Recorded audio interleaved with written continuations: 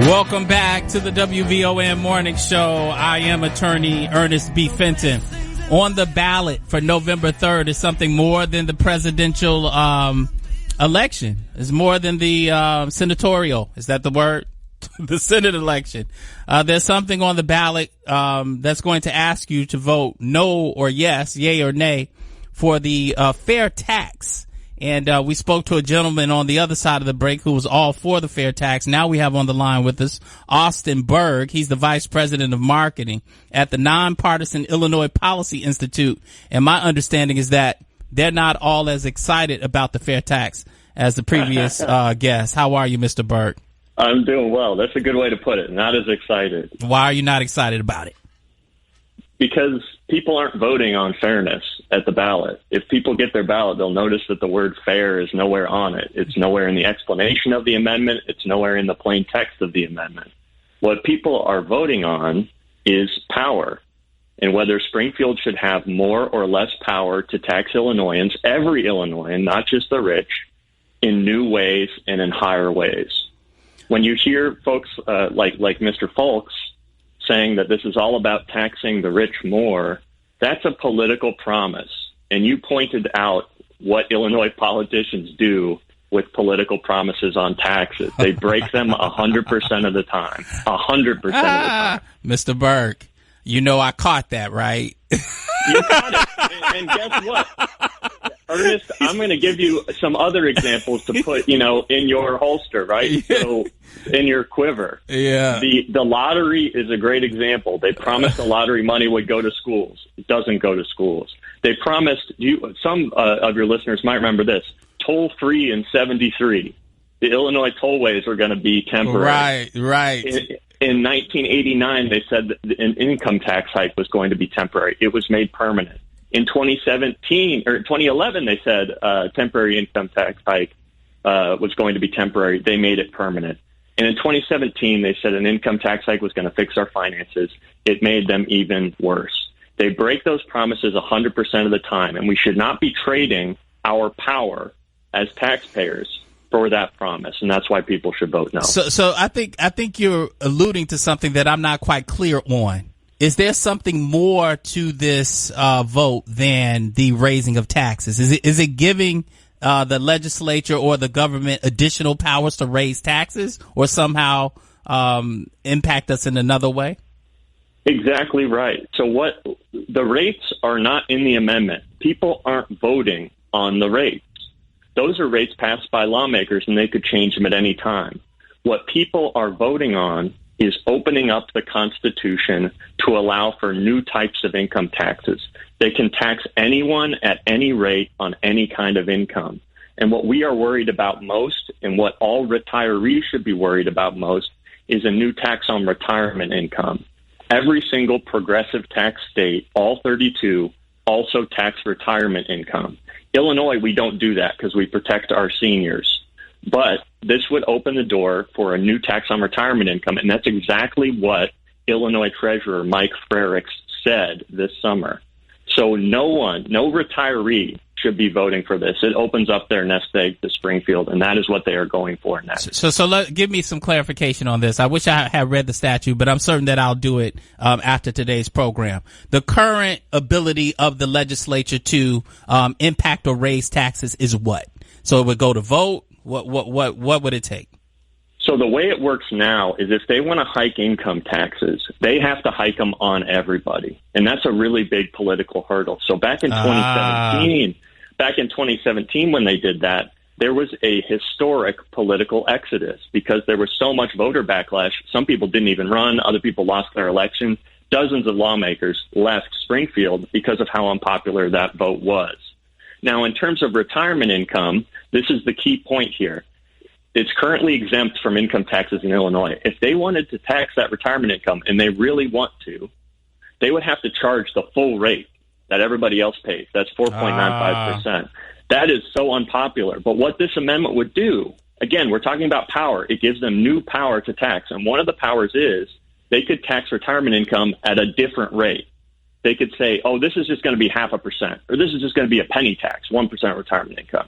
They can't do that right now. That's why it makes it much more likely. Let me just put it in the context, just in case like someone missed the point here, okay? And just also for my own validation. So currently there's a there's a standard rate. It's 4.95%. It's across the board. So if the government wanted to raise taxes, they'd have to raise the taxes on everyone. So poor people would also see a tax raise, and they know that that's unpopular. We're in a democratic state, so they're not likely to do that. So rather than do that, they'll say, okay, well, let's change the tax system and let's sell it based on it's unfair and that it should be progressive. The more money you make, or better said, wealthy, rich people should pay their fair share in taxes. And then let's just give a small break to everyone making $0 to $50,000 or so, right? A small tax break. And then Mr. Berg is saying, well, what that does is it sounds good because they're selling it on you're receiving a tax break. I already broke the numbers down. If it's $55,000, which is the median household income, that's about a $27 tax break for the year, right? So more than it is a tax break for those not earning as much, it's really a tax increase for those who make a lot of money under the guise of, well, that can help middle America and those who are making less money, because those monies can now be reinvested in other ways that will help you. And that's the story. Yes, and the key point, which you also pointed out, is there's no guarantees. And when there's no guarantees, taxpayers get the short end of the stick. So there's no guarantees of where the money will go. They'll say it's going to go to education, it's going to go to healthcare, it's going to go to all the things people want. It's not earmarked for anything. They can spend it on whatever they want. Second, the point you made about relief. To call that relief is insulting to Illinoisans. So someone I'll break it down like this. Go ahead. An Illinoisan making $12,400 a year, that puts them in the bottom 20% of earners. They get $6 of income tax relief under this plan. That is enough for that you could buy a bag of peanuts maybe with that. And at the same time, that same Illinoisan, and this is how you know they're not serious about relief for poor people, they're paying $100 more in gas taxes this year, $50 more on their vehicle sticker. It's a wash. They've seen so many tax hikes. This means absolutely nothing. And again, the middle class is going to end up paying more under this plan because it gives Springfield new powers. You look at all the progressive tax states, there's 32 of them. In 18 of them, the middle class is paying the highest rate. They pay the same rate as the rich. They're paying the highest rate. And it's because that's where the money is. So that's where Springfield will zero in on. Everybody's going to end up paying higher taxes if we give them this power. All right. This is the WVON Morning Show. I am attorney Ernest B. Fenton, and we're having a conversation about the initiative on the ballot to transition to a progressive tax state as opposed to a flat tax state. We're going to open up the lines next. 773-591-1690. It's 773-591-1690. On the line with us, who will answer some questions, hopefully, on the other side, is Mr. Austin Berg, Vice President of Marketing at the nonpartisan Illinois Policy Institute. But up next is traffic. Welcome back to the WVON Morning Show. I am attorney Ernest B. Fenton. Vote yes on the Illinois fair tax. Vote no. Vote yes. Vote no. All right. We're going to the lines. On the line with us to help us sort of parse this issue into the meaning, what's at stake, is Austin Berg. He's the Vice President of Marketing at the nonpartisan Illinois Policy Institute. Thanks for holding on, Mr. Berg. Thanks, Ernest. This is great. Yep. And then let's go to the lines. Let's go to Prey. She's been waiting for quite some time. How are you? Good morning. Good morning, Attorney. Good morning. It's P. Ray. P. Ray, yes. Yeah, no problem. I, again, organized Black Chicago for Trump. So good morning, good morning, good morning. I want to say very publicly that everybody under the sound of my voice needs to reject this fair tax for the simple fact that we are a sanctuary state. And if the state of Illinois has money to subsidize illegal families, why, sure, we have money for citizens of this state. So before we talk about any type of tax changes or any type of legislature changes, the first thing we have to do is ensure that our tax dollars are going to the citizens of this country rather than the people who we are attracting to this state with our sanctuary policy. Thank you, P. Ray. You're welcome. Yeah. Mr. Berg. I mean, I would have to disagree. I don't think this is really anything. This tax proposal doesn't have much to do with illegal immigration or anything like that. The key point, again, is about power in Springfield. And do we want them to have more power to hike taxes and establish new taxes on things like retirement income, or do we not? And it's trying to be sold to us as something that's fair when fair is not on the ballot. Right. Mr. Berg, though, as it relates to taxing retirement income, what's your inclination that at some point they will decide to tax retirement income? Well, we just have to take politicians' word for it. So Illinois State Treasurer Mike Frerick said this summer that a progressive tax would make it clear you can tax retirement income. The Chicago Sun-Times editorial board has come out in favor of a retirement tax, but only if we first pass a progressive tax. You may remember gubernatorial candidate Dan Biss. He came in second place, is still a leader in the Democratic Party, said he would only consider a retirement tax if they first pass this progressive tax. And finally, and here's all the evidence you need, all 32 progressive tax states tax retirement income. That is not a coincidence, and they do not have any protections for retirees here. Right. So that is where the puck is going next. And any politician who tries to tell you differently, I think, is being two-faced about that. So here are the two grounds that I'm hearing why you believe this fair tax is not a good idea. One is because it gives the government power to control or decide, when or on whom to increase taxes. That's number one. Right. And it would be unpopular to increase the taxes because right now it's a flat tax. And that means everyone would be offended. But if it's progressive, they can choose who they will offend at any given time. Right. That's number one. Number two, it would be a doorway to begin taxing retirement income. Of course, no one wants to say, you're a retiree. Here's 4.95% in taxes on your retirement income. But we may not be so offended if we said, here's a 1% tax on retirement income. So it opens the door to that. And then most important, and this is the one that sticks out for me, which is, well, how do we know that you're going to use the money for the betterment of the public? Because you haven't thus far. And that's the big one for me. Where's the proof? Like, if it was a case where maybe they kept half of their promises on taxes in Illinois, maybe we could take, a bet on giving them new power.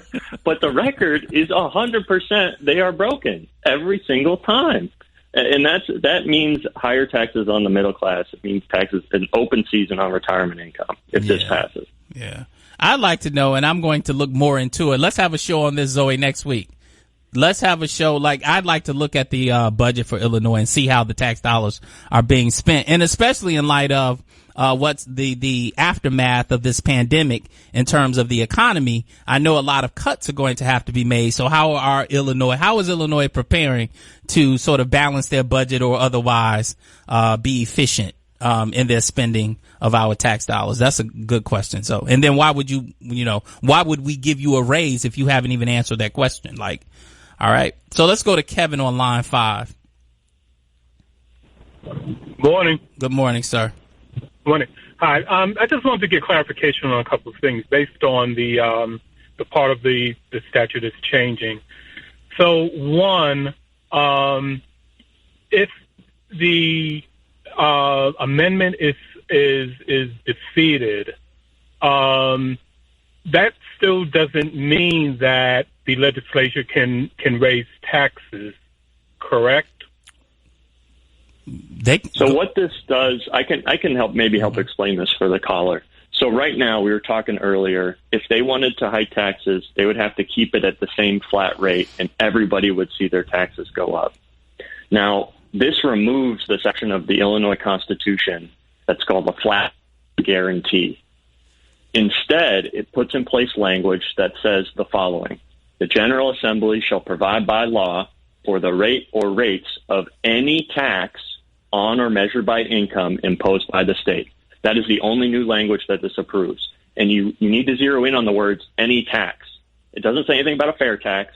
It doesn't say anything about higher income people paying more, lower income people paying less. It's any tax that they get to decide. Say that one more time. By law, any tax. The General Assembly shall provide by law for the rate or rates of any tax on or measured by income. Okay. Okay, and thank you. And I understand that. I guess my question is, if it's a question of trust, then the taxes could be raised with the current statute. They could, correct? But the consequences are different. We have to remember there are political consequences, and Springfield is a political machine. They respond to incentives. So right now, just like we saw in 2017, for example, when they hiked the state income tax, there was a record-breaking exodus from Springfield because voters were so frustrated. And what politicians are trying to do with this amendment is make it easier for them to hike taxes without seeing consequences from voters. That's why it makes it easier. Right. It's my understanding that it was already the progressive tax structure has already been voted on. So that's a very important distinction. When they talk about the rates, or when you see ads that say only people making $250,000 or more will pay higher taxes, those are political promises. Those are rates that have been passed today. They could change tomorrow. What you're voting on at the ballot box is not those rates. What you're voting on is a constitutional amendment that would allow rates like that. But there's no guarantee that it's only going up on the rich and only going down on the poor. And what we see from other states is that it goes up on everybody, especially the middle class and retirees. Yep. Let's go to Ron really quick. Ron, just 30 seconds. Any question or statement? Yeah, one word, duplicitous. You don't even have to talk about the lottery. Look at the cannabis fiasco. They were going to help the people that got locked up. Guess what? The people got locked up got locked out. So I don't necessarily have a problem with the concept. The federal government operates like that. But in this state, you want to get some more money so it can go to Con Ed? All right, Ron. Thank you very much. Austin Berg, we have about 40 seconds for you to wrap it up, and I appreciate you coming on. No problem. He's exactly right to call it duplicitous. And you see that in every ad about this proposal. They say they only want the power to tax the rich more. But this vote, if you vote yes, you are giving them the power to tax everyone more, especially the middle class and especially retirees. That's what we see time and time again in other states. We should not trade our power over Springfield for a political promise, because they will burn us 100% of the time. And we've seen that time and time again. Thank you, sir. I appreciate the call. And we'll be following up, I'd imagine, on this issue later.